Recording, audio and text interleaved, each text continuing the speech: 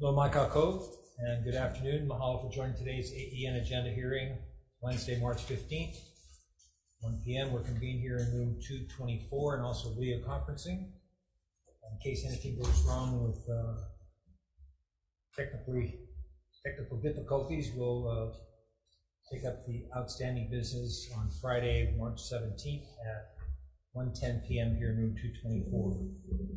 And because of our 90-minute time limit, there'll be a 2-minute time limit for all testifiers.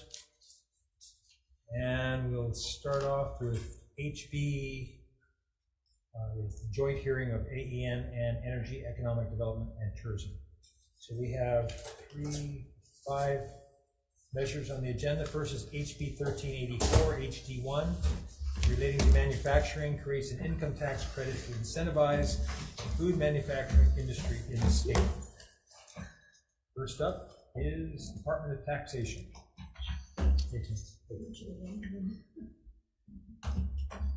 Chairs, Vice Chairs, my name is Brian Davidson.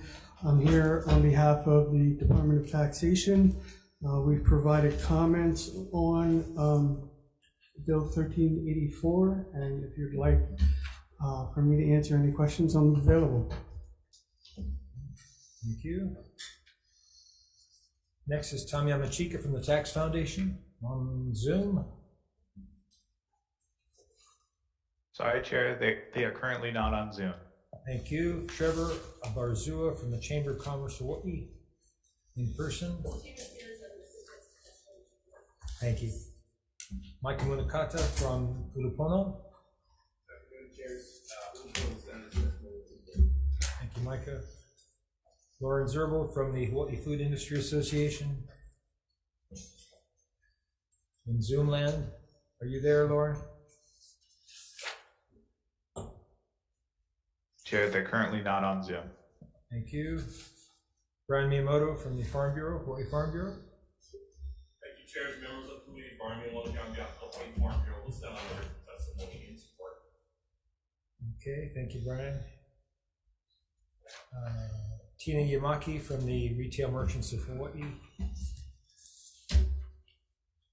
on Zoom. Sorry, Chair, they're currently not on Zoom. Thank you. And Len Higashi from HTDC.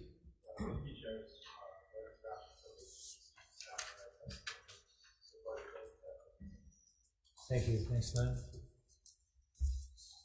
Okay, anyone else wishing to testify on this measure? Yes, Chair. Tom Yamachika from Tax Foundation of Hawaii. We have submitted written testimony. Sorry, I showed up a little late.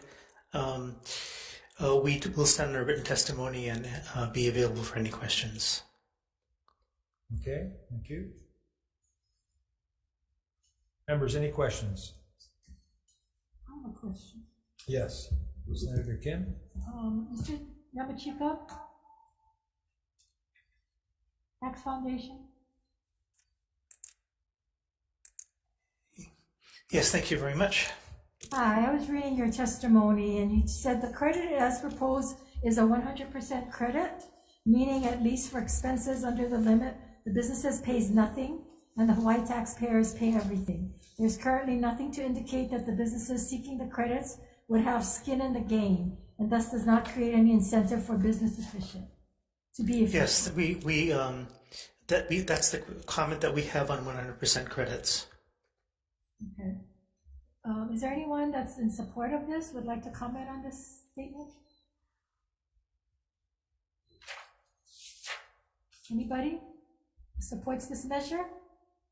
Nobody supports this measure.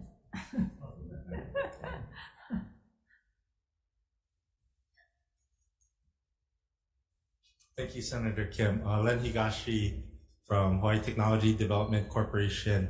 We're supportive of the measure, and if you read our testimony, we support the intent of this measure. We support incentives. We agree food manufacturing is a priority that and an industry that could use additional support. We do share some of the concerns that Mr. Yamachika brought up in terms of 100% credit. We point out that we currently run a manufacturing assistance grant program, which does some of the same thing, But in that case, we only do 20% of the expenses. So as the bill moves forward, we're very supportive of additional incentives for food manufacturers, and we would like to see this continue, but we do think it's worth addressing and So consideration. what percentage would you feel is more? We're not the authors of the bill. I'm No, supporting. I know that, but you said you're concerned and you're critical and that, you've seen others at 20%. So if you had your way, what? If I had my way, I would say 50-50. I think providing additional support is good, but having the businesses have some skin in the game is very important. Okay, thank you. Thank you. Anyone else? Question for Farm Bureau?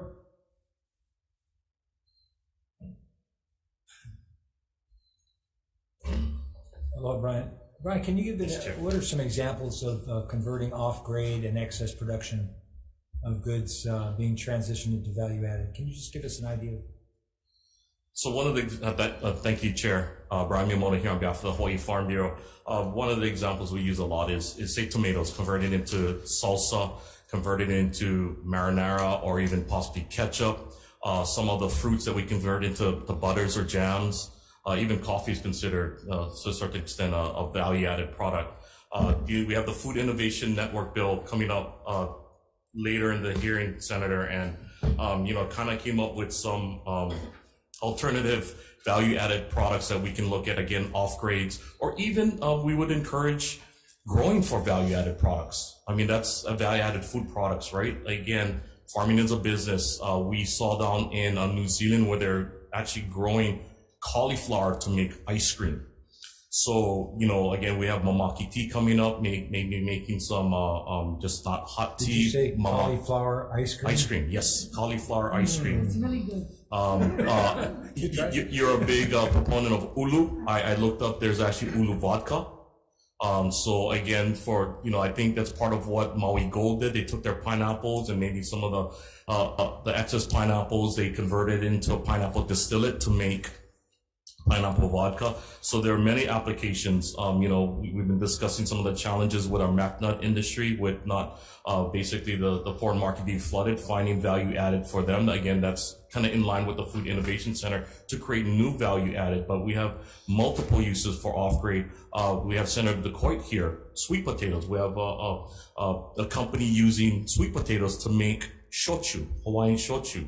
So they can use the off grades. Again, they're viable crops, but maybe not cosmetically the best that can sell. So our off grades are Bs. And that's where the value added is critically important, and can also help with export because of the shelf life of these value added products. Thank you, Brian. Can I follow up? Yes. Going back to my first question, what do you feel about the percentage? Thank you, Senator Brian Miyamoto, Hawaii Farm Bureau. I know 100% is probably not the answer you want to hear. The higher, the better. I think an example, as you were asking that question, Senator, there is a bill that's proposing to provide funding for kind of ag investment program bill, and I believe it's a 25% match, so it's 75% still. I think the former testifier, 50% is fair. I think having skin in the game is important. We want to make sure that it's not completely subsidized. So I think 50% is a good place to start. And so thank you for that question. Whenever we talk about agriculture, especially if we're using a value added, we're always for the 100%. We know that's not realistic. So I think skin in the game, 50% is a fair place to start. Is there a cap on this? So no cap on it. There's no cap, so unlimited. Okay, thank you. Thank you.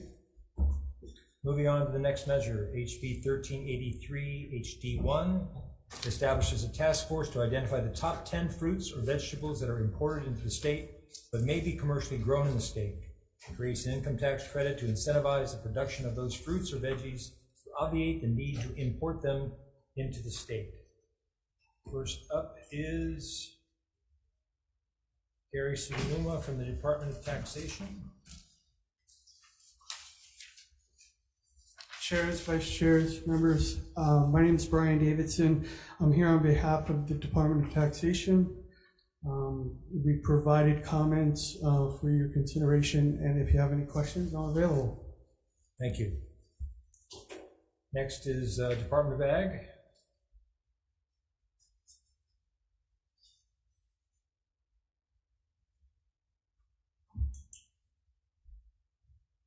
Good afternoon, Chair Gabbard, Chair DeQuite, and members of the committee. Matthew Lowe, Department of Agriculture. The department will stand by its written testimony in support of this bill. We are happy to take questions. Thank you. Thank you, Matthew. Next is Hunter Hevelin from Hawaii Farmers Union United on Zoom. Hunter, are you with us? Yeah, there you are. Well, chairs, vice chairs, committee members, Hunter Hevelin here on behalf of Hawaii Farmers Union United. We'll stand on written testimony in support of this measure.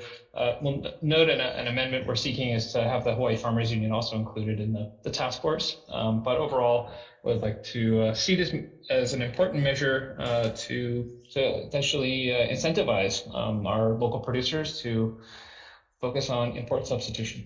And happy to answer any questions. Thank you. Mahalo, Hunter. Next is Tanya Machika from the Tax Foundation of Hawaii.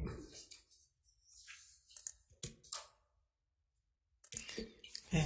Thank you, chairs, vice chairs, members of the committee. Tom Yamachika from Tax Foundation. Our comments on this bill are basically the same as in the previous bill that you just heard. This is 100% credit up to the limit as well.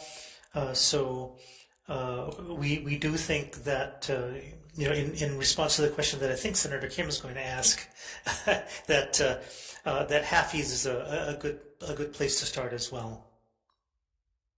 Thank you, Tom. Mike Munakata from Ulupono. Thank you, chairs. Ulupono will stand on its testimony in support.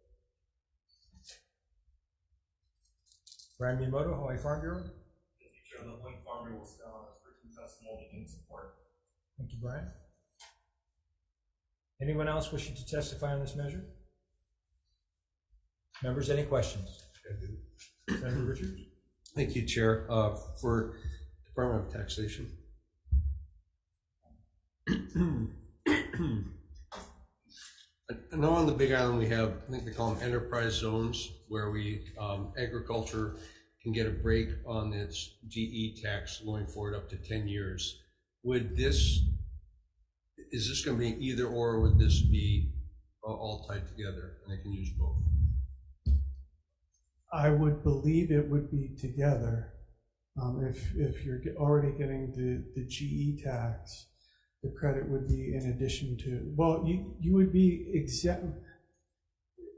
If you don't have the answer, I'm good. But can you get the answer and get us back to us? Okay, I would appreciate that, because I'm all about incentivizing agriculture. So if you get that answer for us, I'd appreciate it. I will provide that to the committee. Okay, thank you. And give it to the committees, both committees too, please. Absolutely. Okay, thank you.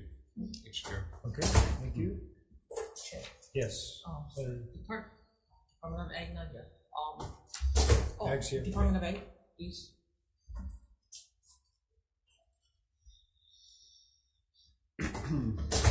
Do you have a list of the top 10 crops? Are you referring to imported crops?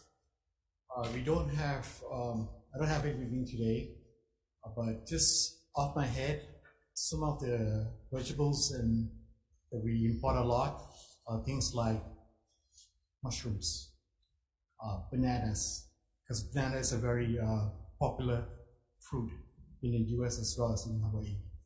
We also import a lot of stone fruits and other items that we don't grow here in Hawaii.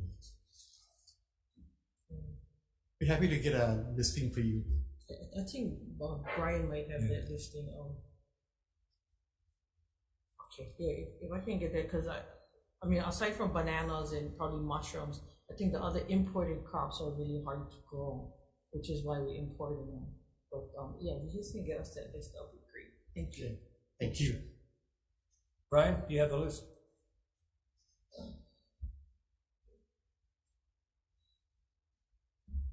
Thank you, Chair. Brian Miyamoto here on behalf of the Hawaii Farm Bureau. I have a published list actually from the Department of Agriculture and the USDA National Ag Statistics Service for Hawaii, broken down by quarters. However, it is dated at 2016.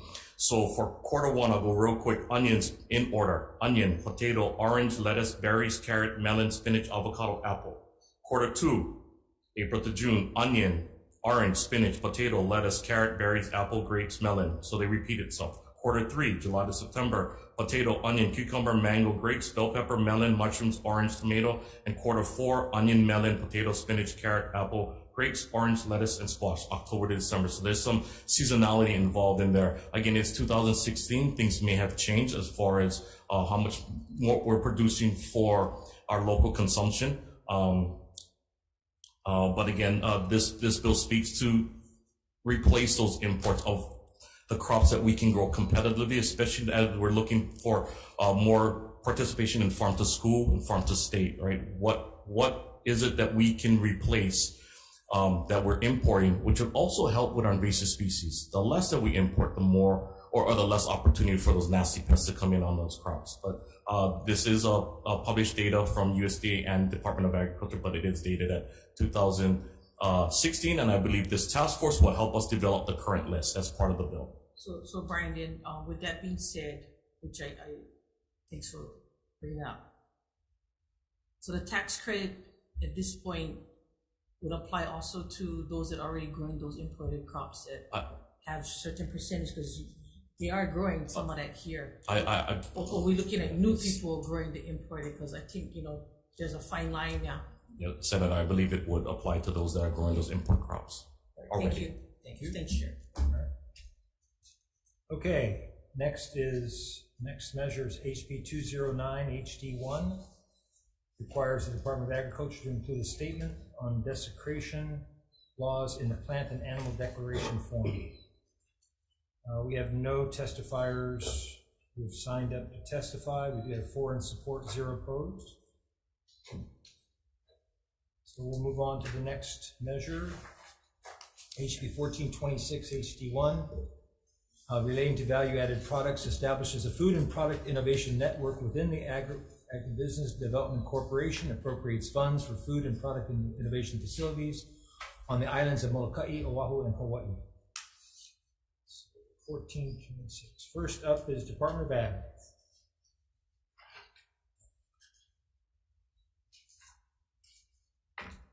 Good afternoon, Chair Gary Morikata for the Department of Agriculture.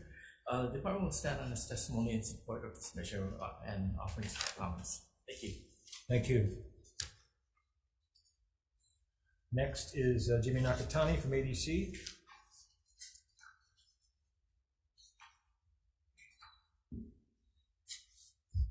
Chairs, Vice Chairs, Jimmy Nakatani, and ADC. ADC stands on the written testimony and strong support. Thank you, Jimmy. Next, Micah Munakata from Ulupono Initiative. Afternoon, Chair Gabbard, Chair Clyde, Vice Chairs Wakai and Richards, and members. Micah Munikata here on behalf of the Ulupono Initiative. We'll stand on our testimony in strong support of this bill. You folks had some lengthy discussion on some of the innovations of value-added products that can be used. Just wanted to highlight, we do have this in our written testimony, but in Hawaii, leaf lettuce growers receive $2 to $4 per pound for raw product, and some of these growers add value to their product by washing, cutting, packaging, and mixing multiple leaf lettuce varieties into retail-ready clamshell boxes. By doing this minimal value-added processing, these leaf lettuce growers can increase their price to $9 to $12 per pound. So I just kind of wanted to show just a very simple value-added processing that is also an option, can also create more value for our producers. Thank you very much. Thank you. Lauren Zerbil from Hawaii Food Industry Association on Zoom. Sorry, Chair, they're currently not on Zoom. Thank you. Brian Miyamoto, Hawaii Farm Bureau.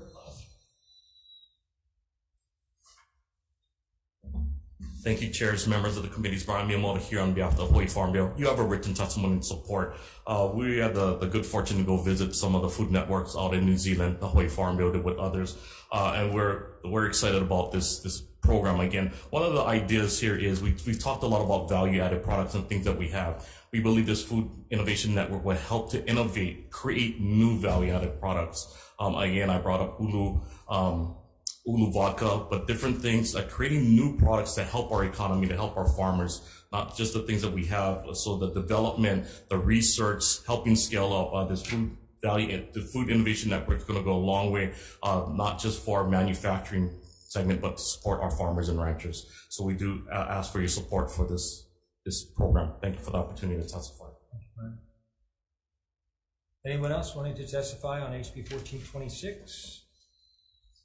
Any questions, members? Seeing none. Okay. Up next, HB 85, relating to single-use plastics. First testifier, Don Chang, DLNR. In support, Leo Larmy. In support, Kenneth Fink, Director of Health.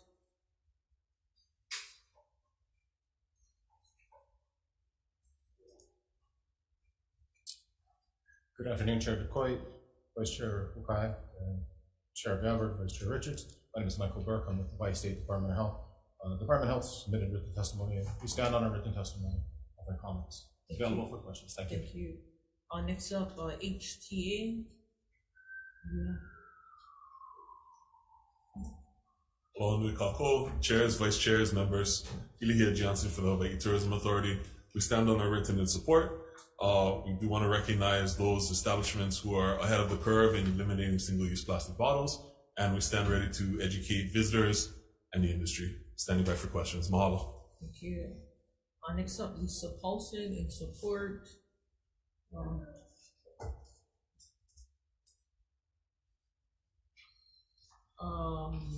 Mark Cave.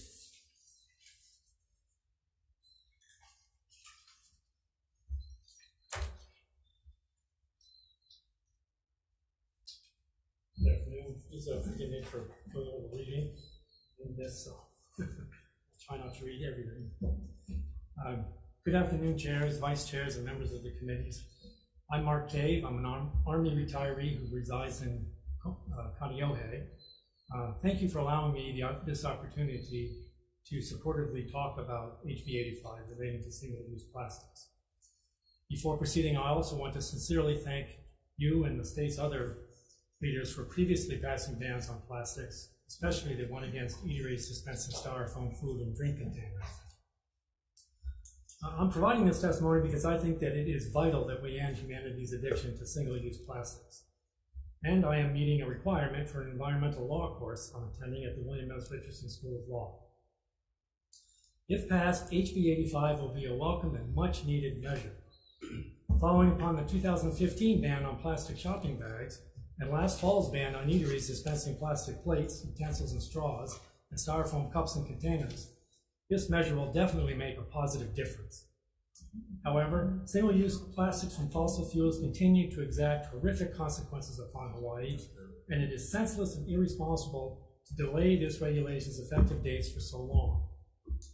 Large lodging establishments have the money and purchasing power to easily switch away from single-use plastics within six months to a year. Now, small establishments might need more time, but not all the way to 2027. Sorry, your time's up. Thank you very much for your testimony. We have it. And we have it. Thank you. Nick, is there anyone else in the room wanting to testify in this measure? Okay, seeing none.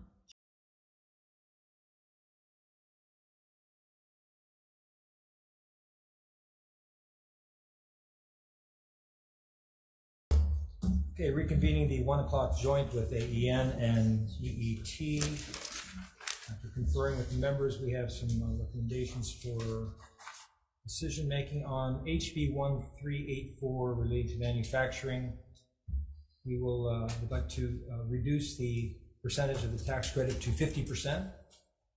Also would like to pass an amendment that adopts the recommendation by DOTAX to revise the qualified taxpayer phrase on page 7, line 7 to 11. Any discussion? For AEN, chair votes aye. Vice chair. Thank you, Chair. Chair votes aye. Vice Chair votes aye. Senator DeCoit? Aye. Senator Rhodes? Aye. Senator Alwal? Aye. Chair, you have 5 in favor. Motion is adopted. Thank you, members. Oh, same recommendation. Same recommendation. Please take the vote. Chair DeCoit? Aye. I vote yes. Senator Fukunaga is excused. Senator Kim? Aye. Senator Fagala? Aye. Chair's recommendation is adopted. Thank you. HB 1383, relating to ag, setting up a task force to identify the top 10 fruits or veggies that are imported in the state. Chair's recommendation would be to pass with amendments adopting the request by the Hawaii Farmers Union United to add a member to the task force, and also to adopt the request by Ulupono Initiative to include a representative of each of the county's economic development departments. Any discussion? No. Chair votes aye. Vice Chair. Thank you, Chair. Chair votes aye. Vice Chair votes aye. Senator DeCoy. Sorry. Sorry. 1383.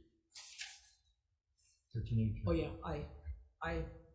Okay, thank you, Senator DeCoy. Senator Rhodes. Aye. Senator Awa. Aye. Chair, you have 5 in favor. Motion is adopted. Thank you, Chair. For Committee on Energy, Economic Development, and Tourism, same recommendation. Vice Chair for the vote. Noting the excused absence of Senator Fukunaga, any opposition or reservation to the chair's recommendation? And seeing heard none, Chair, your recommendation is adopted. Thank you. Moving on to HB 209, requiring the Department of Ag to include a statement on the desecration laws. The chairs have conferred the recommendation would be to defer this measure indefinitely and possibly look at a resolution. Okay. HB 1426, relating to value-added products.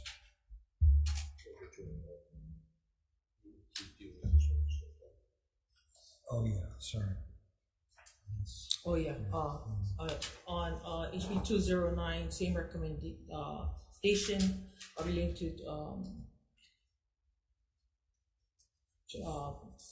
to tourism, deferring indefinitely. Thank you. HB 1426, value-added products. The chair's recommendation would be to pass this measure as is. Any discussion? Chair votes aye. Thank you, Chair. Chair votes aye. Vice Chair votes aye. Senator DeCoy. Aye. Senator Rhodes. Aye. Senator Awa. Aye. Chair, you have 5 in favor. Motion is adopted. Thank you, members. And for Committee on EET, same recommendation. Noting the excused absence of Senator Fukunaga, any opposition or reservations to the chair's recommendation? And seeing heard none, Chair, your recommendation is adopted. Thank you.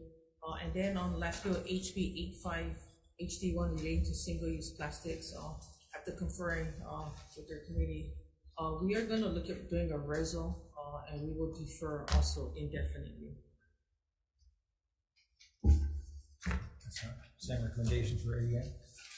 Okay. Thank you. Meeting adjourned. Thank you.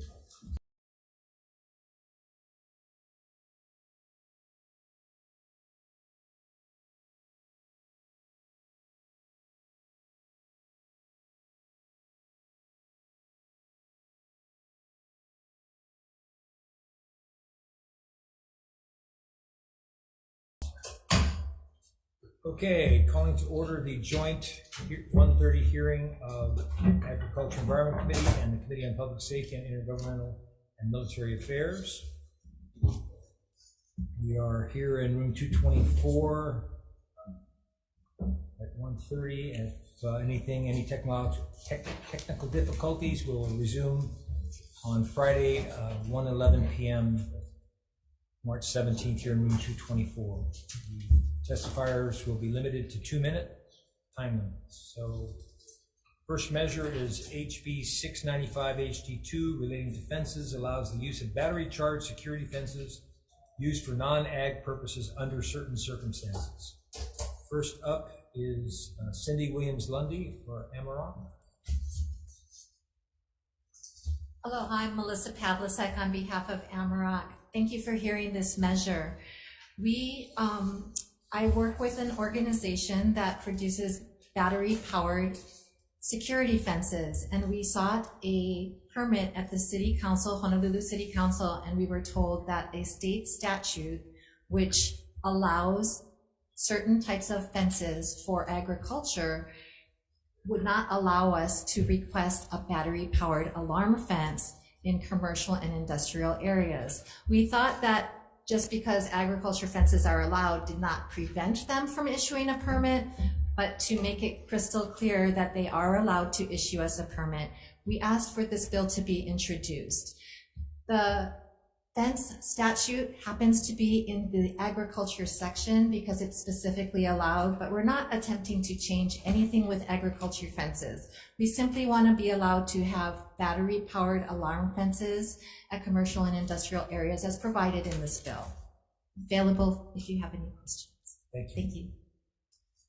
Anyone else want to testify on HB 695? Members, any questions? Question, Senator McCoy? So thank you. So those so basically gonna be an electric fence. It's not connected to the grid, and it's not, it's a battery powered, so if you were to touch it, it would trigger an alarm. And then, shock. Right, it does have a charge, but it isn't intended to injure, hurt, or deter people by harming them. It's simply intended to deter them by triggering an alarm. And as you know, especially on Oahu, we have experienced a lot of property theft, catalytic converter theft, and other things in industrial areas. So this is a tool that is used in over 40 other states, I think 48 or 49 other states, and we simply want to be allowed to have these battery-powered alarm fences. But it does give off a shock. It pulses, yes, and you would feel it, but it's, like I said, it's a pulse, and that's would trigger an alarm to go off. You guys have signage? Signage, also? yes. How far about the signage? I believe it might be specified in this bill, but definitely it would be in the permitting. Okay, that's all. Cindy is here from Amarok, and of course a resource if you wanted to bring her up and ask more specific technical questions, but thank you, Senator. Thank you, Chair. Okay. Next measure is HB 1396 HD2 relating to cesspools. Part 1 establishes and appropriates funds for a county cesspool pilot program in the Department of Health to work with each county to identify a priority area to expand the county sewage system or other centralized treatment system to connect individual properties in the priority area and reduce or eliminate cesspools in the identified area. Part 2 creates a cesspool conversion section in DOH to facilitate the conversion of cesspools within the state, establishes and appropriates funds for positions, and then Part 3 establishes an income tax credit for the cost of upgrading or converting a qualified cesspool to a director of health approved wastewater system or connecting to a sewerage system. Requires certain information regarding cesspools on real property to be included in seller mandatory disclosures for real property transactions.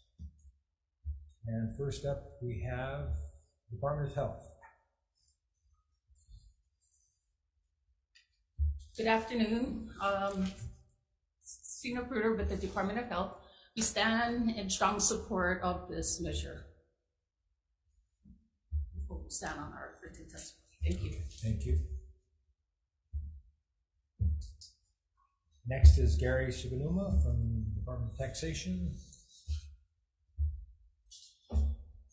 Chairs, Vice Chairs, members, my name is Brian Davidson. I'm here on behalf of the Department of Taxation.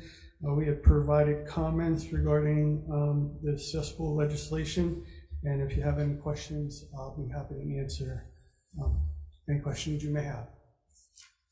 Thank you. Melanie Lander from UH on Zoom. Good afternoon. My name is Melanie Lander, and I'm here on behalf of the University of Hawaii Sea Grant College Program and the Water Resources Research Center, and we stand on our written testimony in strong support. Thank you. Thank you, Melanie. Lindsay Garcia from the Hawaii Realtors.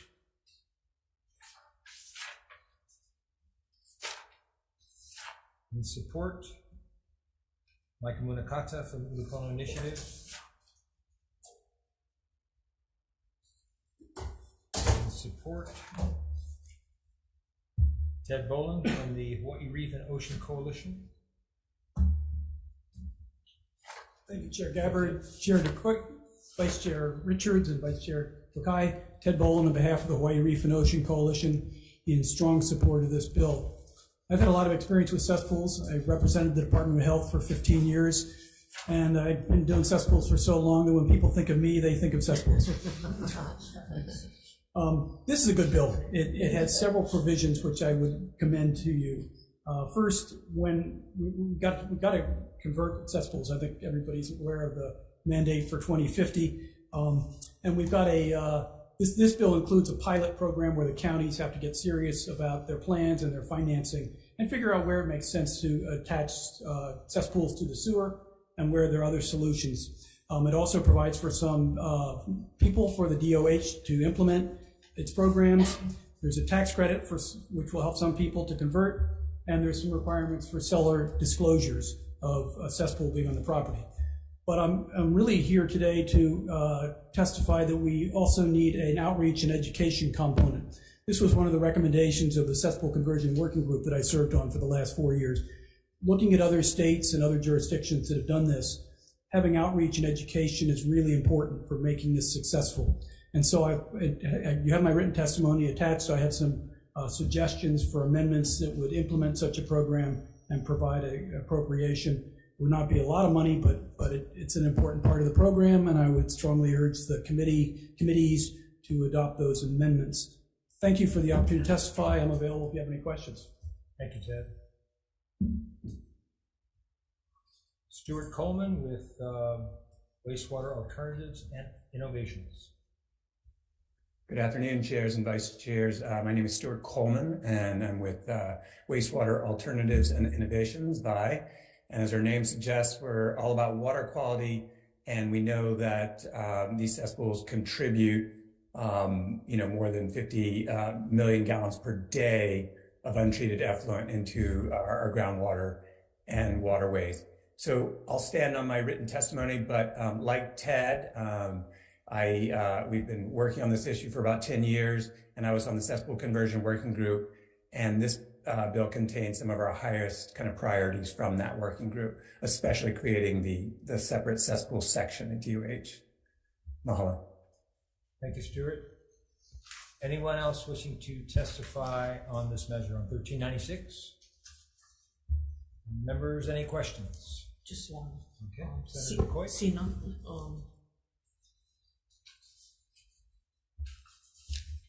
thank you.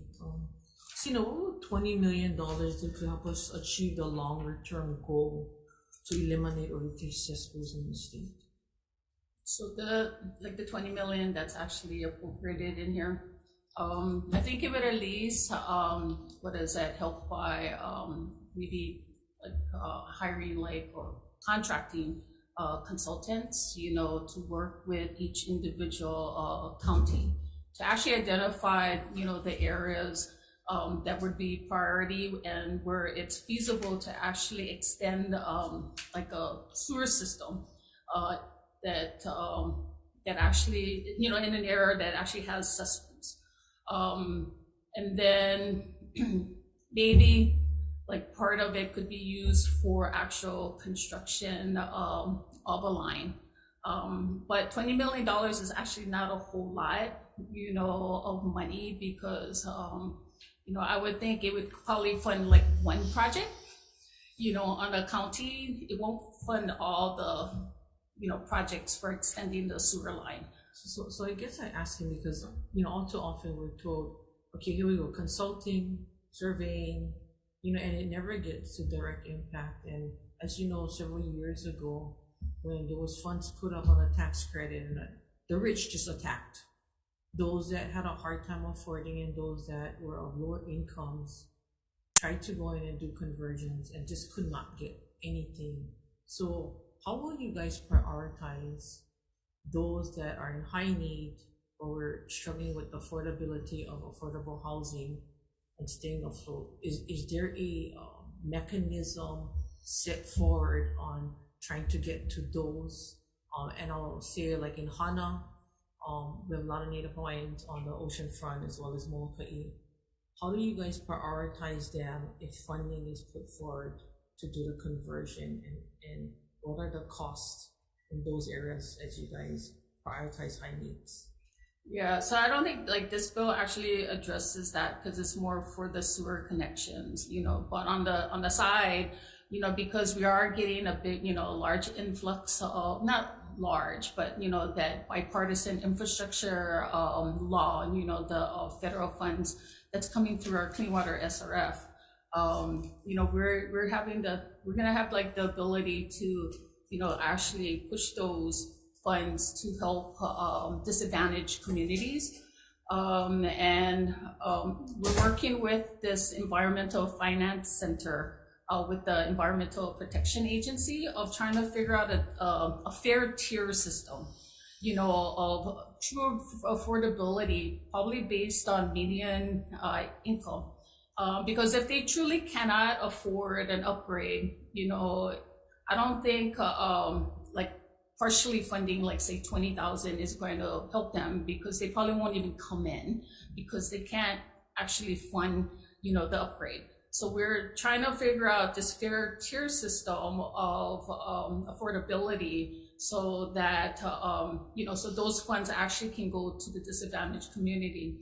We're also trying to work with the Hawai'i Infrastructure Green Authority because they actually have more flexibility than the department to actually reach out to this disadvantaged community because they're already providing loans, low interest loans to homeowners for the PV systems.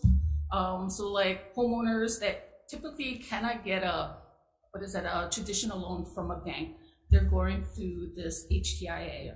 Yeah. So, so we're trying to like work with them. So today had on the news, it had asked that these guys having to convert over, go to the Department of Health and sign up now as you guys would help prioritize them. So they're trying to figure out who in the Department of Health is intaking the application process of conversion of cesspools. Oh, we're doing that. So actually today, March 15th, because I forget what the act was, we're, the legislature actually appropriated us $5 million, to provide up to $20,000 to fund cesspool upgrades.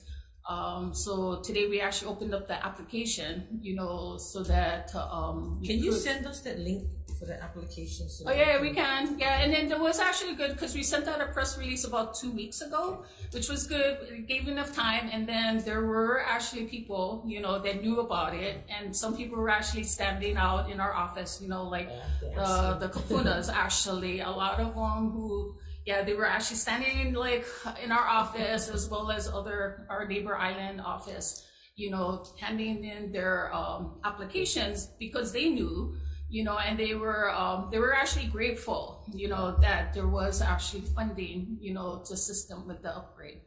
Thank you. Thank you, Chair. Great. Chair, hang on, one more question. Thank you, Chair. We had a long talk story about this, the funding aspect. And maybe this question is also in part for Ted, so I'll play up here in a second. But funding, if we assume $20,000 per cesspool, we have 80,000. We're looking over $1.5 billion. So staggering amount. Mm-hmm. Then, so it comes back to the prioritization. If I recall, one of the reports I read on this, 95% of the Big Island cannot afford to do the conversion. So we have to have a priority on what we need to get done, and then how we're going to fund those that we need to get done. Is this a metric that you are looking at? Senator DeCoit talked about prioritizing, but is this a metric? Because we've got to put these two together.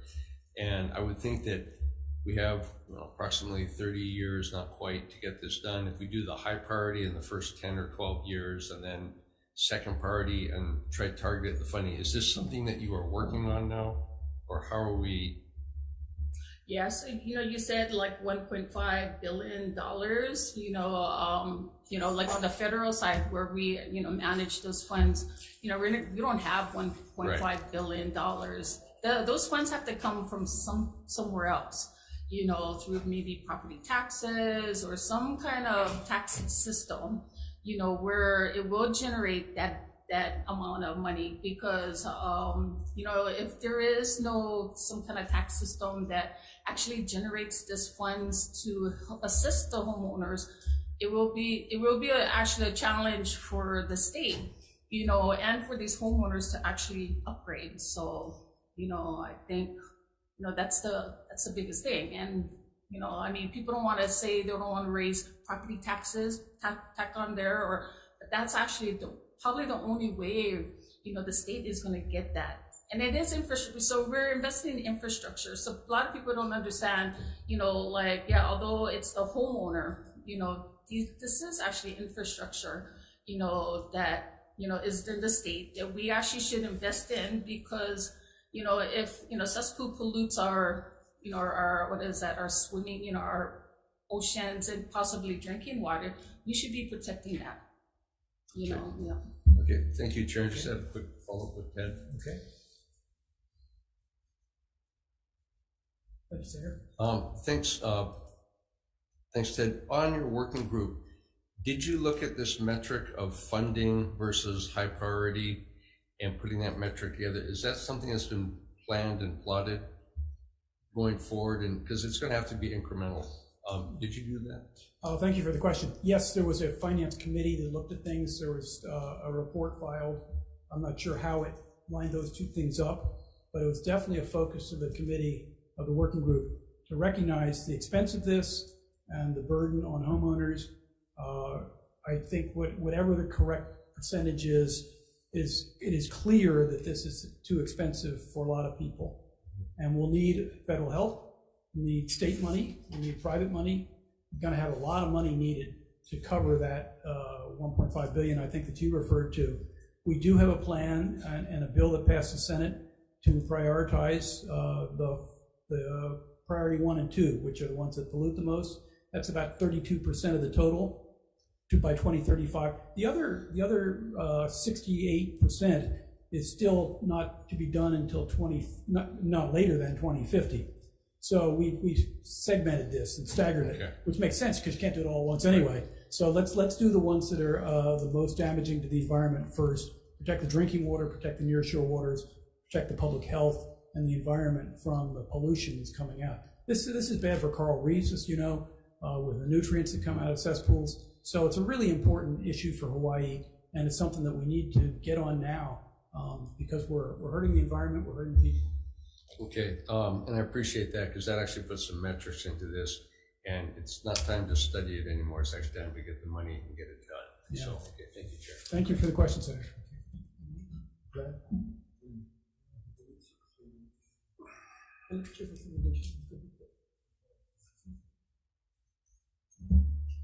Okay, we'll go right into decision making for the two items on the 1:30 agenda on HB 695 relating to fences, allowing the use of battery charged security fences used for non-ag purposes. The chair's recommendation will be to pass as is. Any discussion?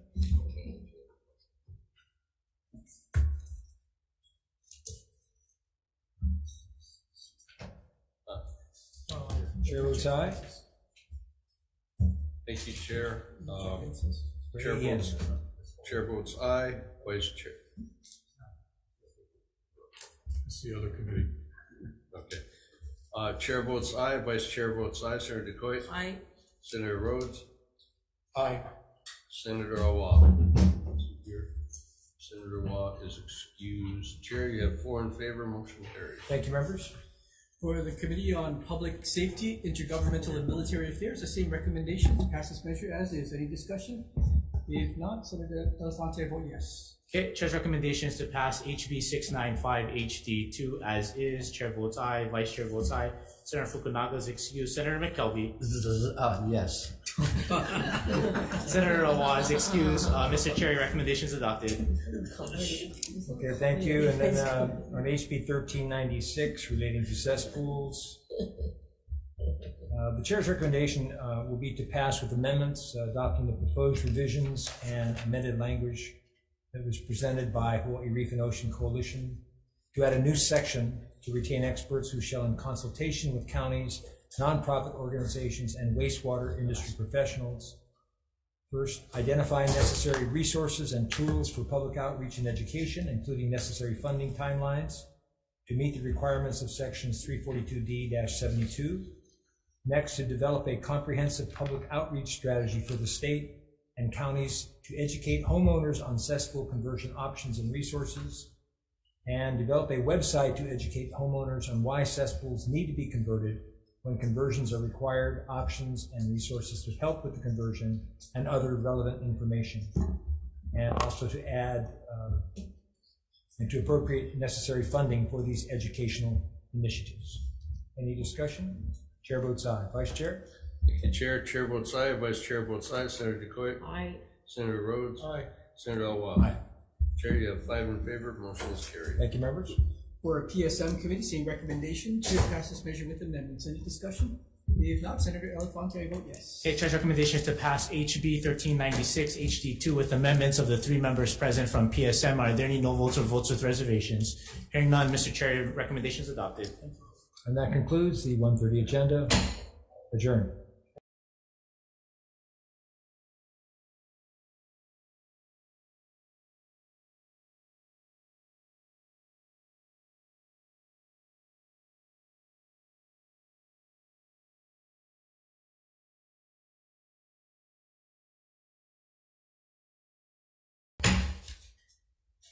Okay, hello, Mai Kako. Welcome to the 2 o'clock hearing of the AEN committee here in room 224.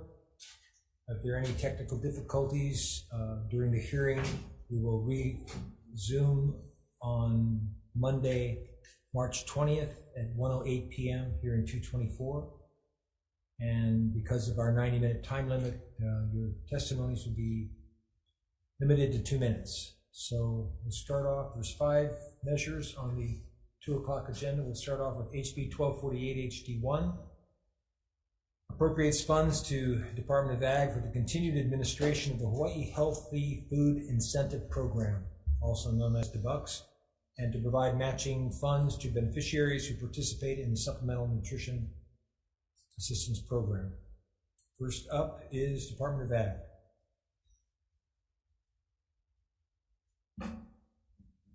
Definitely Chair, Vice Chair, Morisata of the department.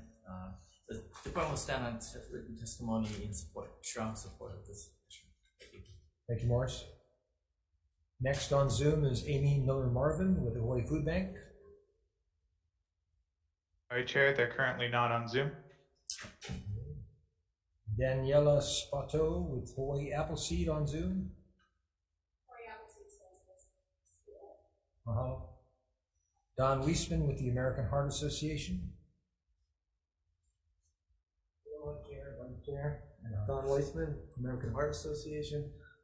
We stand in strong support of this issue. You've got my written testimony. I won't go into details, but I'll just say that this nutrition, the nutrition issue is a big issue in our state. It's become even worse because of the pandemic. And this program, as you might be aware from previous years, this has been a very successful program in increasing access to fruits and vegetables to those most in need of nutrition in our state. And it does it at a very low cost to the state, and actually can bring in twice as much money.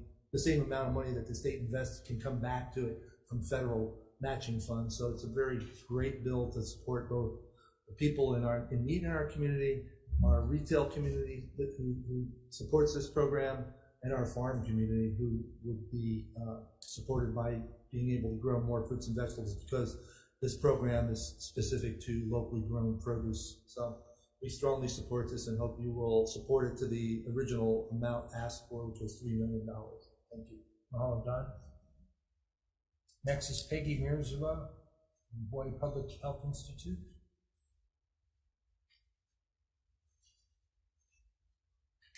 Good afternoon, Chair, Vice Chair, members of the committee. Peggy Mirzawa with the Hawaii Public Health Institute. We stand in strong support of the measure, and we would like to thank you very much for hearing it.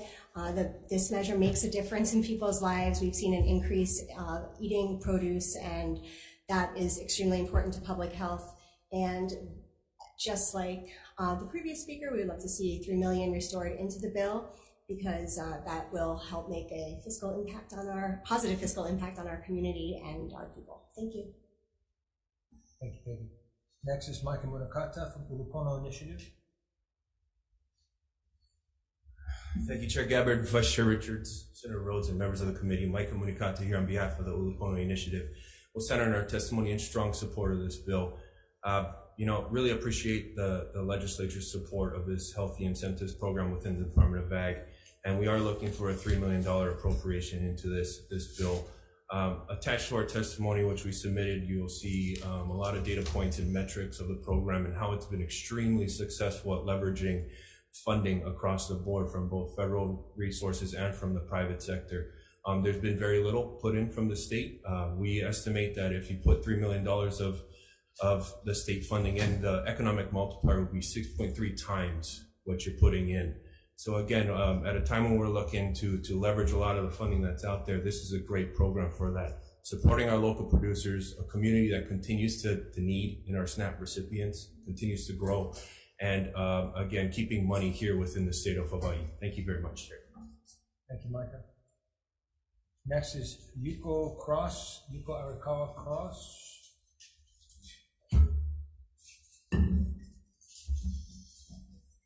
The Executive Office on Early Learning. Aloha, Chair Gabbard, Vice Chair, and members of the committee. I'm Yuko Arikawa Cross, Director of the Executive Office on Early Learning. We stand on our written testimony in support of this measure and defer to the Department of Agriculture regarding implementation and budgetary needs. Mahalo for the opportunity to testify. Thank you. Lauren Zerbo with the Hawaii Food Industry Association on Zoom. Lauren, are you with us? Sorry, Chair, they're currently not on Zoom. Thank you. Brian Miyamoto, Hawaii Farm Bureau. Thank you, Chair. The Hawaii Farm Bureau will stand on its written testimony of support. Thank you, Brian. Hunter Heavlin with Hawaii Farmers Union United.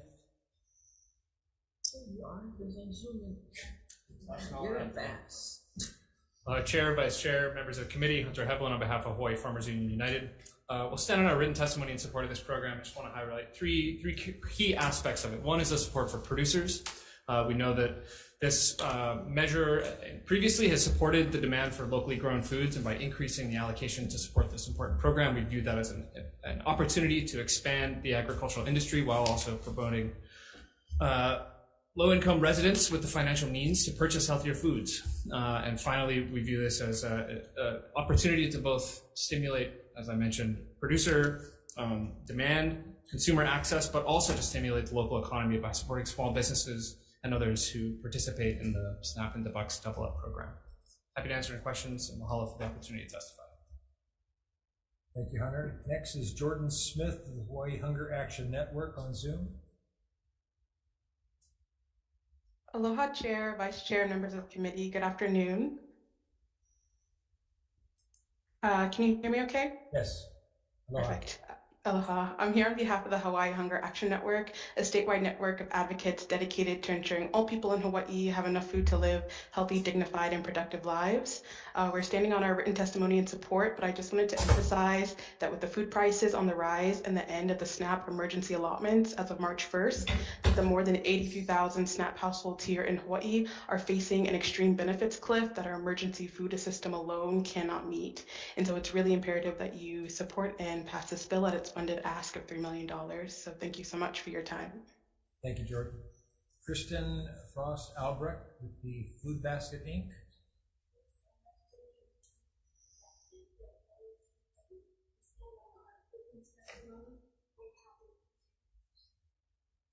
Thank you very much. Let's see. Next is April Nunez. Any support on Zoom? April, are you with us? Sorry, Chair, they're currently not on Zoom. Thank you. Michael Kong. Person also in support. Anyone else wishing to testify on this measure? Thank you, Chair, Vice Chair, members of the committee. Ted Boland on behalf of the Climate Protectors Hawaii. We've heard various good reasons that this is a good bill. It helps low-income people, it helps producers, and it provides healthy food for people who otherwise might not get it at a time when they are suffering with the cliff that was just referred to. I would just add that it also helps the climate a little bit, because to the extent that we grow food here, we don't have to spend resources shipping it in from continents far away. So the climate protectors are in strong support of this measure. Thank you for hearing it. Okay, thank you. Anyone else? Members, any questions?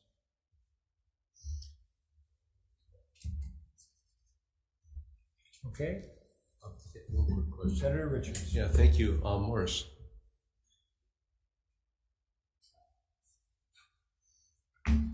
Yes.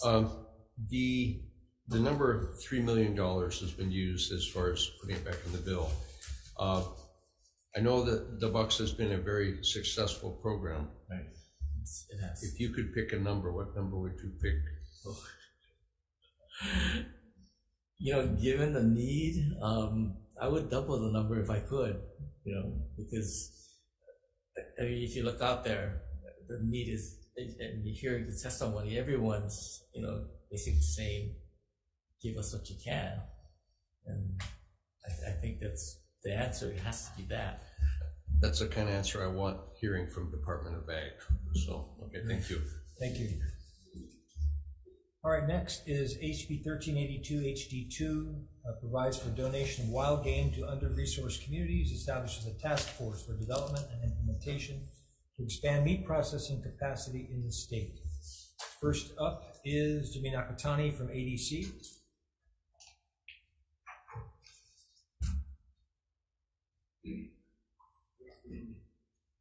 Chair, Jimmy Nakatani, representing also the we support the intent of this. Thank you, Jimmy. Department of Ag.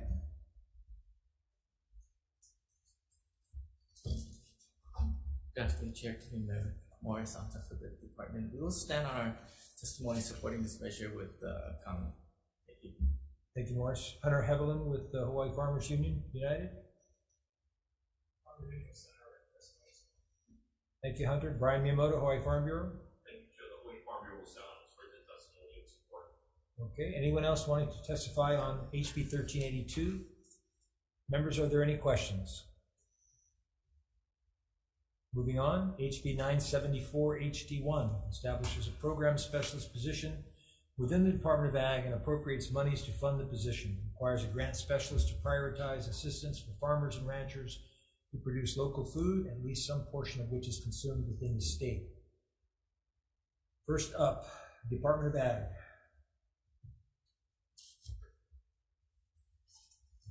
Acting Chair, Committee Members, Morris Alpha once again to the department. And again, the department will stand on its written testimony in strong support of this measure to help us maximize our federal dollars. Thank you. Thank you, Morris. Mike Munakata with Ulupono. Thank you, Chair, Vice Chair, members of the committee. Mike Munikata here on behalf of the Ulupono Initiative. We'll stand on our testimony in strong support of this bill. I think you heard us speak when the director was up for confirmation in front of this committee earlier this week that we do value the efforts at the federal level to attract federal dollars into our state. I think this position is in line with what our support was earlier this week as well. It's really important to note that, you know, we need the capacity in-house in order to go get this, and that's what this position would do. A lot of federal funds that are out there are actually dedicated towards state departments or agencies or even counties, and we just got to go get it. Sometimes just having the capacity to go do that is important, but also administering the grants all the way through their fruition. So really appreciate you hearing this measure, Chair, and we'll stand on our testimony in strong support. Thank you. Thank you, Mike. Brian Miyamoto, Farm Bureau.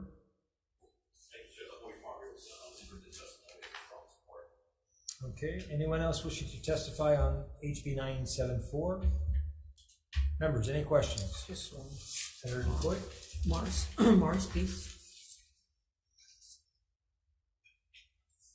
So Morris, if you guys needed one position, couldn't you guys just convert one position? Well, you know, given the importance of this, well, it has to be a really dedicated position. All the positions that we have that we're trying to fill, you know, and I'm assuming this would be within the chair's office. We're already carrying multiple roles in like planner and. You guys have vacancies, right, that have been vacant for a while. Yeah. Wouldn't it be simpler just to convert? I mean, that's a possibility. We would have to look at the functions, and you know, again, a lot of the vacancies that we have, they do perform critical functions. But I mean, what you're suggesting, you know, is a possibility, and it does make sense to look at it. Thank you. Yeah. Okay, thank you. Moving on, HB 975 HD2 clarifies the requirements for participation in the cover crop reimbursement pilot program. First up is Department of Ag.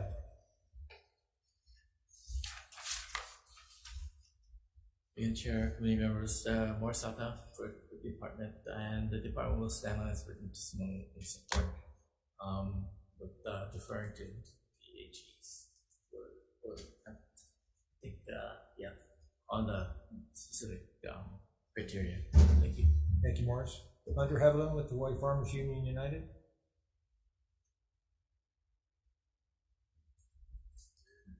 Chair, Vice Chair, committee members, Hunter Hevelin on behalf of Hawaii Farmers Union United will stand on our written testimony in support of this measure. When introduced last year, we're operating with imperfect knowledge of the hopes of the Attorney General in terms of the grant requirements. And so a number of measures that have moved forward this year, we've been able to integrate similar language to this one to specify the functioning of the grant program. That's covered well, I think, in our testimony, and I would assume that of many others. One additional consideration would be a potential amendment to remove the language around green manure. Green manure tends to be sort of something that comes as a byproduct of the practice of cover cropping. So one would not necessarily be acquiring green manure from elsewhere. It's green manures would be a cover crop that you till in when it's young and early. It's semantic at best, but if the committee cares to amend to the perfect of the language, that could be one possible amendment. Happy to answer any questions. Thank you for the opportunity to testify. Thank you very much. Brian Miyamoto, Hawaii Farm Bureau. Thank you. Thank you, Brian. Anyone else wanting to testify on HB 975? Members, any questions? Hearing none, we'll move on to the last measure on the 2 o'clock agenda, HB 1149.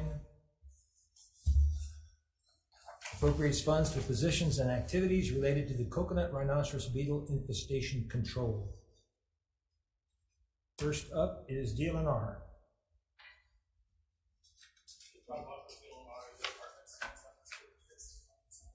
Support, thank you. Department of Ag.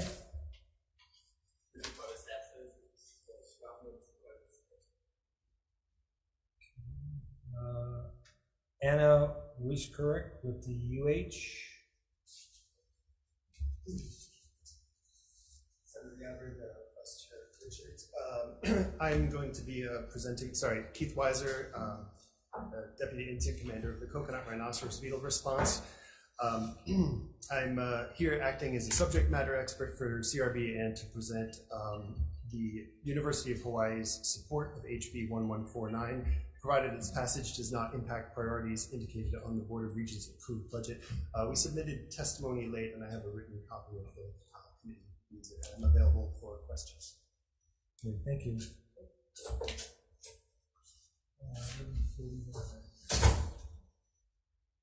Ryan Miyamoto, Farm Bureau. Thank you, Chair. The Hawaii Farm Bureau established for testimony and support.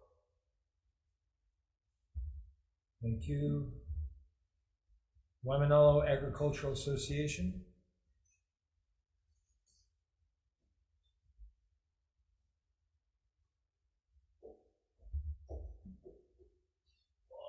Chair, Vice Chair, my name is Justin Fansmeyer, representing the Waimanalo Agricultural Association, and we're grateful and in strong support that this measure is being heard today. If you're not familiar with WAA, is what we like to call it, is we're a community association that consists of farmers, nurseries, ranchers, landscape contractors, companies, and just it hit home the other month that one of our first infestations were found, and just actually a matter of feet from hundreds of feet from where I reside, and so we're lucky that it was appropriately taken care of. But if you're not familiar with what it can do or what it does, I mean, it pretty much bores a hole into the crown of trees, not only coconut trees, but could be bananas, lolu palms, and real detrimental to not only coconut farmers or especially landscapes. Hawaii is known for their coconut trees. So thanks for bringing that. That's the first time I've seen the actual. Oh yeah. Shoot, crazy, yeah. Wow. Yeah. I don't know if you saw what Keith brought up, but that larvae, I mean, that could feed you for dinner. Yeah. So real big. And so yeah, we're just in strong support. More funding needs to happen to eradicate would be amazing, but we need to regulate it. So that's what us stands for. Okay. Oh. George Fleming from the Coastline Landscaping on Zoom. Hey, George. Yes, good afternoon. Right here. We're in strong support of this measure. We wish you could put way more people to this task, way more people in the field. We are fighting an absolute uphill battle out in Kunia. I've also now noticed the beetles are devastating the palm trees on the Waikele golf course. I'm watching them just march through the golf course, taking out trees. Every day I can see a difference on the coconut palms, on the fan palms. These beetles, I've made it my business to learn as much as I could about these for the last year. I've been in this business my whole life. These things just are unbelievable. What the young man just showed you previously, the borehole through the tree. I would invite any of you out to our farm anytime you want to see firsthand how bad it is. Every time we spray a coconut palm, the beetles rain out of the tree. I mean, dozens at a time. They go down into the soil and lay their eggs and their larvae, and the larvae eat dead and decaying leaf and tree matter. So these things are actually capable of creating their own environment. They kill the tree and then they feed off the tree. The young feed off the tree. It just keeps the whole life cycle going. I've never seen anything like this in my 40 years of being in this business. And my last testimony, I stated that this scared me, and I'm still very scared. I can see these things just changing the whole appearance of Hawaii, changing the appearance of Waikiki. The golf courses will be devastated. And these things are not going to go away when they get done with the palm trees. They're going to go into the pineapple, the taro, and other food crops. So we're very, very, very thrilled that you folks are putting some money towards this. We just hope that we can even have more people dedicated to this full time to try to get this unbelievable pest under control. We appreciate your time. Thank you. Thank you, George. Stephanie Easley with the coordinating group on alien pest species, CGAPs.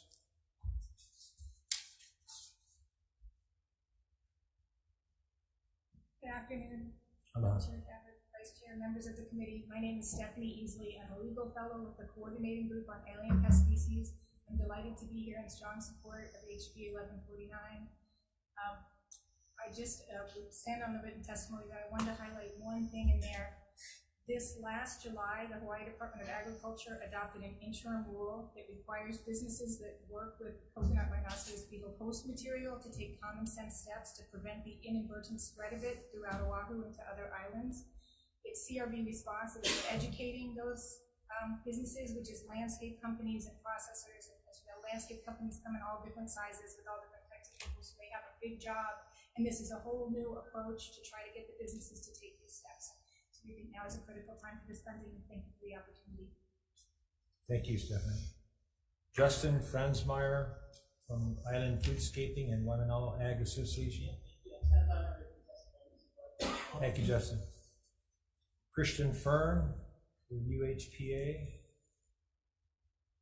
in support. Brian Bolts.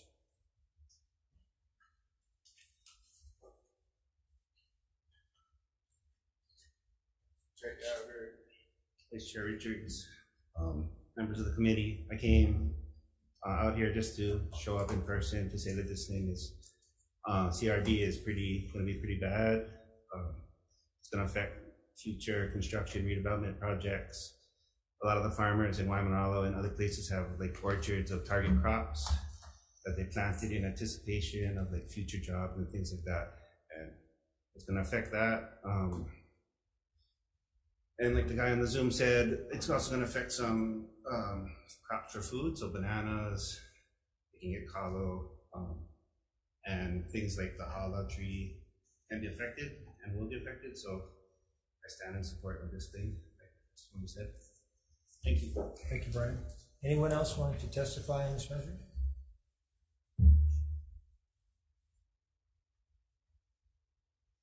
Afternoon, Chair Gabbard, Vice Chair Richards, and members of the committee. Shannon Olivado here on behalf of myself and Waimanalo Ag Association. We are here to request your assistance, and I think it speaks volumes when our members are able to come out, but we have more members that unfortunately aren't able to come to the table here. And if you know Waimanalo, it's a very dense area. Our lots are very small, minimum or maximum 5 acres usually, mixed in fee simple and leaseholds. But what we're very afraid of, and I think what Mr. Fleming touched upon, is that you can't necessarily control your neighbors. And because we've had over 16 catches, or maybe Darcy has the correct number, within the last 6 months, it's becoming more of a reality of how bad it could hit Waimanalo. And so that's why we requested this bill, and we know that, you know, money is tight. However, if we can put some resources behind this, that is all we ask. So thank you for your consideration. Thank you. Thank you. Okay, members, any questions? Senator Rhodes. Could you bring back up the samples just for us to take a look at? So if for no other reason, I know what to squish when I see one. So what's the difference? So that's the larva in the. So yeah, we have 3 stages of larvae here, and there's nothing quite this large in terms of a grub in Hawaii, CRD. Starts out as the smallest one in there. So if you see anything that big, feel free to kill it. Okay. So these are the adults. This is the stage that's injurious to the host plants, which is primarily palms, but as you heard, also some agricultural plants as well, and some native plants, potentially including Hawaiian ferns and endemic lolu palms. Okay. All right. Thank you. Thanks, Chair. Okay. Anyone else? Yeah, just follow. Yeah, just quick question. What is doing the damage? Is it the larva?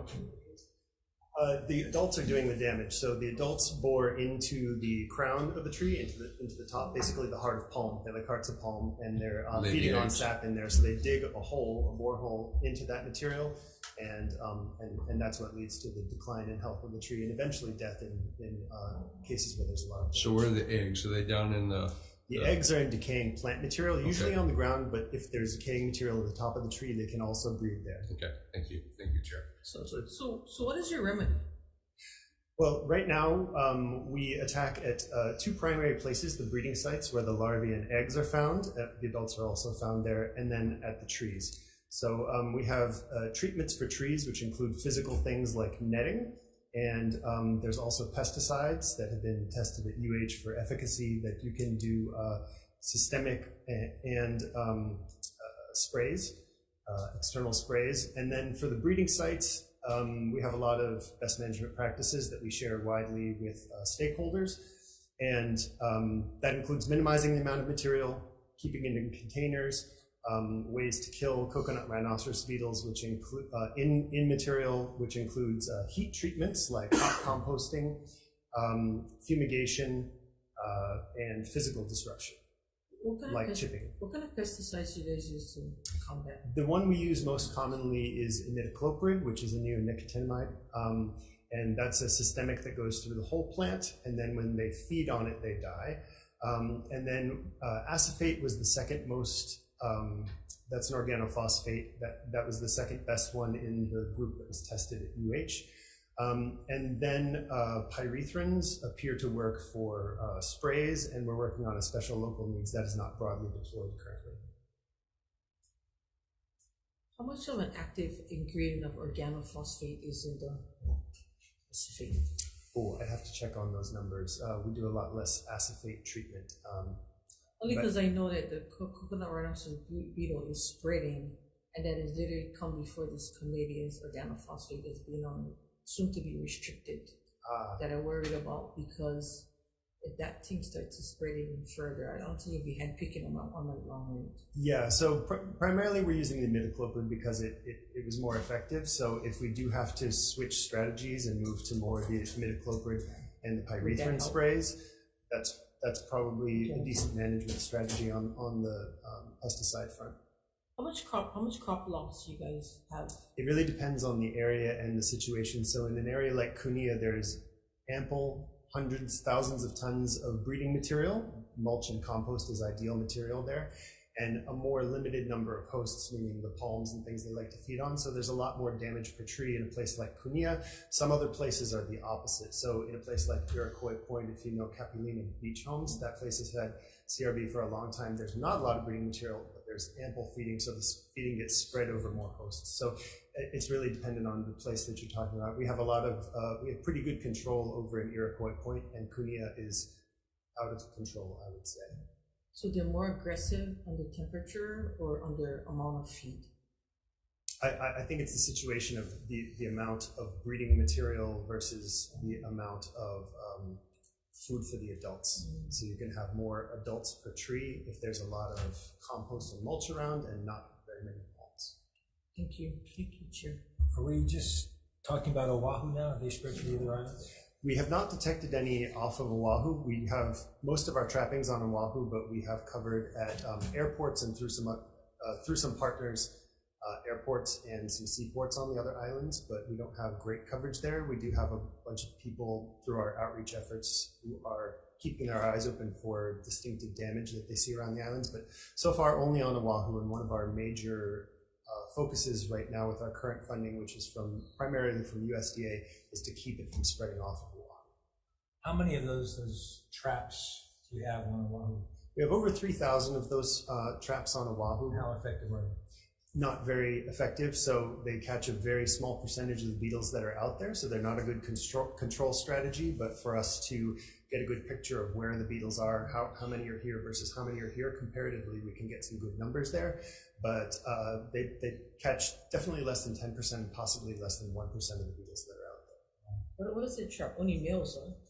No, so it traps males and females. There's a pheromone that's only produced by the males, and that's what we use to trap them, but both males and females are attracted to that pheromone, so we call it aggregation pheromone. Yeah, I had a question. I'm not sure if this is for DLNR or DOA. Darcy, is that you? Come on up.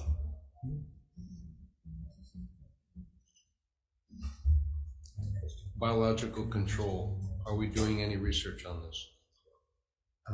Good afternoon, Chair Gabbard, Vice Chair Richards, Darcy, members of the committee, Darcy Oishi, Hawaii Department of Agriculture and Incident Commander for the Coconut Rhinoceros Beetle Project.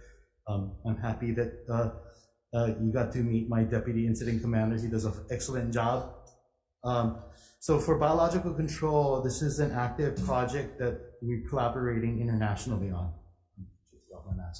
So we're working with Australia, New Zealand, Guam, partners in Japan and Thailand to look for biological control for coconut rhinoceros beetle.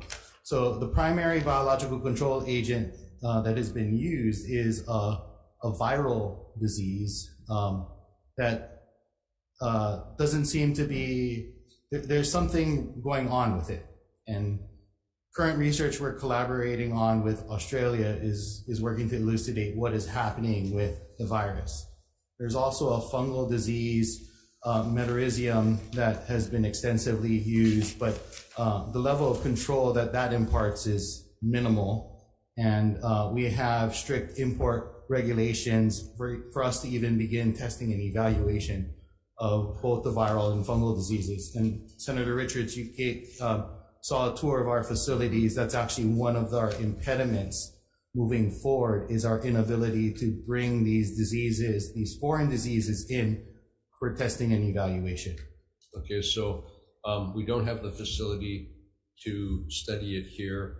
Funding, we need more funding to get this, all biological control, I know, but specifically on this one? Yes, okay. And we are actively searching for grant funding to support this work.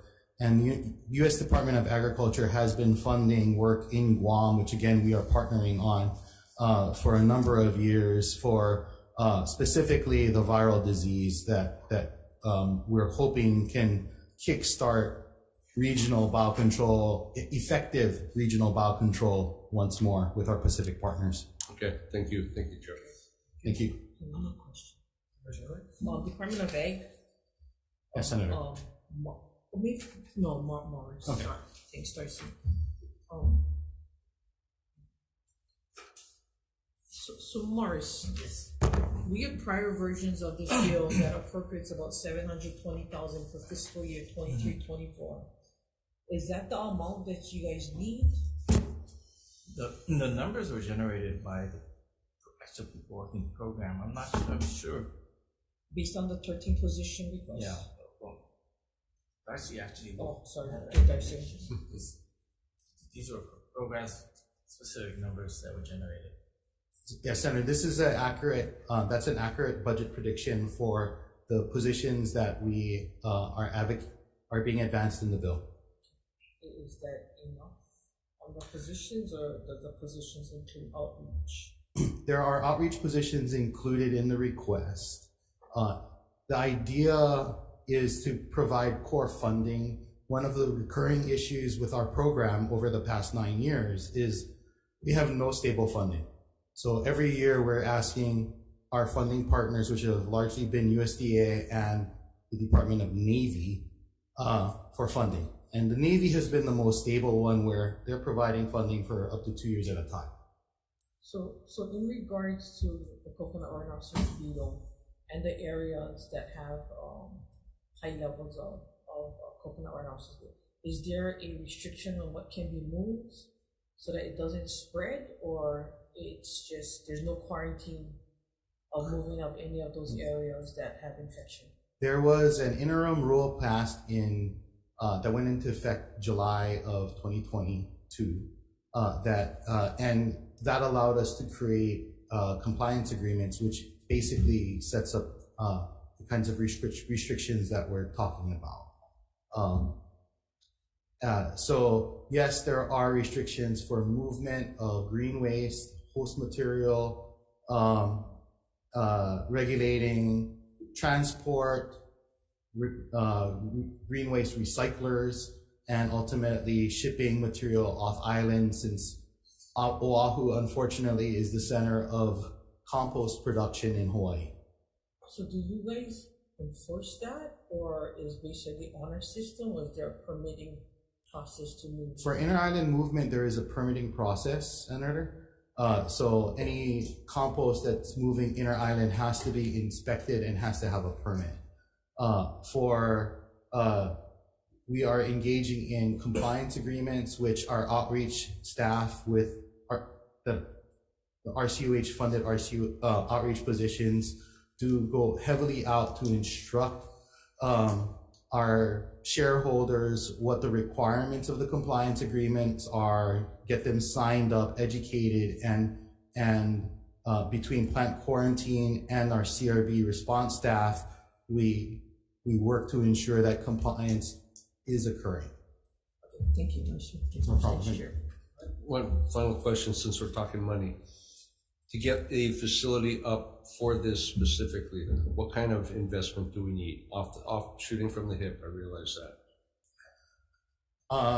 I packaged a proposal under the previous administration for a $5 million budgetary request for 2 modular containment facility, 2 modules of a prefab containment facility that a concrete pad and roof that would actually be more than sufficient for us to begin work on all pathological based biological control for insects like coconut rhinoceros beetle or for plants.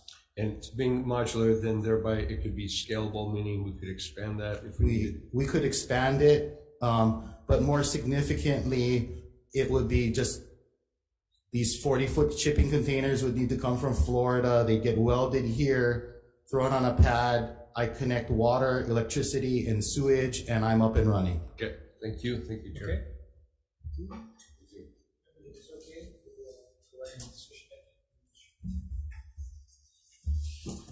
Okay, so we'll move right into decision-making on the 5 measures we deliberated on.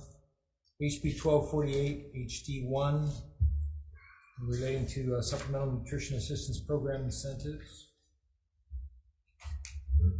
The chair's recommendation will be to pass as is. Any discussion? Chair votes aye. Vice Chair. Thank you, Chair. Chair votes aye. Vice Chair votes aye. Senator DeCoy? Aye. Senator Rhodes? Aye. Senator Awat? Aye. Chair, you have 5 in favor. Motion is adopted. Thank you, members. HB 1382 HD2, providing for the donation of wild game to under-resourced communities and setting up a task force. Chair's recommendation be to pass as is. Any discussion? Chair votes aye. Thank you, Chair. Chair votes aye. Vice Chair votes aye. Senator DeCoy? Aye. Senator Rhodes? Reservations. Reservations. Senator Awat? Aye. Chair, you have 5 in favor. Motion is adopted. Thank you, members. HB 974, establishing a program specialist position within the Department of Ag, appropriating money to fund the position for grant specialist. Chair's recommendation will be to pass as is. Any discussion? Chair votes aye. Chair votes aye. Vice Chair votes aye. Senator DeCoy? Aye. Senator Rhodes? Aye. Senator Awat? Aye. Chair, you have 5 in favor. Motion is adopted. Thank you, members. And then on HB 975, with the cover crop reimbursement pilot program, Chair's recommendation be to pass as is. Any discussion? Chair votes aye. Thank you, Chair. Chair votes aye. Vice Chair votes aye. Senator DeCoy? Aye. Senator Rhodes? Aye. Senator Awat? Aye. Chair, you have 5 in favor. Motion is adopted. Thank you, members. And finally, HB 1149 HD2 on coconut rhinoceros beetle program. Chair's recommendation will be to pass as is. Any discussion? Chair votes aye. Thank you, Chair. Chair votes aye. Vice Chair votes aye. Senator DeCoy? Aye. Senator Rhodes? Aye. Senator Awat? Aye. Chair, 5 in favor. Motion is adopted. Thank you very much, members. And that concludes 2 o'clock.